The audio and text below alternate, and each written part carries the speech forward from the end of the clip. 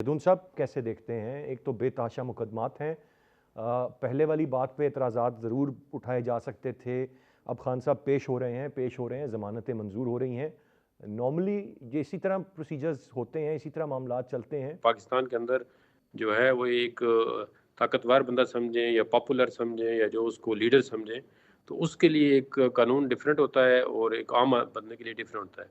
अब इस सिनेरियो देखें जिस तरह उन्होंने कहा है, तो वही एक बंदा था जो एक्स प्राइम मिनिस्टर था, तो वो जज साहब कहते हैं जी आप और मैं कभी-कभी कोर्ट में जाता था, नैब कोर्ट में जब मियाँ साहब पेश होते थे, तो बाज़ औक़ात वो पौने 9 साढ़े 8 बजे लाहौर से सुबह चलते थे, 4 बजे पहुँच जाते थे। तो उन्होंने अदालत के साथ बहुत कोऑपरेट किया और अदालत ने बिल्कुल कोई उसमें लीनिएंट व्यू नहीं दिखाया। कभी कहता जी 12 बजे आ जाओ, कभी कहता जी आप 2 बजे आ जाओ। तो उन्होंने फिर इसी में खातर समझिए कि अदालत का जो भी हुक्म है, उसको फ़ौरन ही बजा लाएँ और बड़ा स्पीडी ट्रायल हुआ।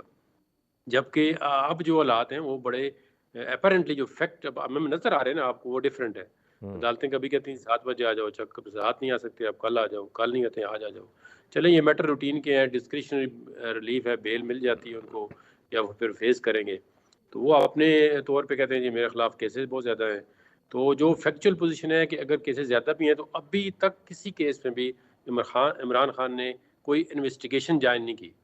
ये मैं रिकॉर्ड की बात बता रहा हूँ with facts and figure with evidence कि किसी केस में जो एफआईआरें हुई हैं पुलिस की तरफ से या एफआईए ने उनको नोटिस दिए हैं, किसी भी केस में इवन एक दो केसों में हाई कोर्ट ने जब उनको बेल दी है तो कहा जी आप इन्वेस्टिगेशन ज्वाइन करें, उसके बावजूद उन्होंने इन्वेस्टिगेशन ज्वाइन नहीं की है।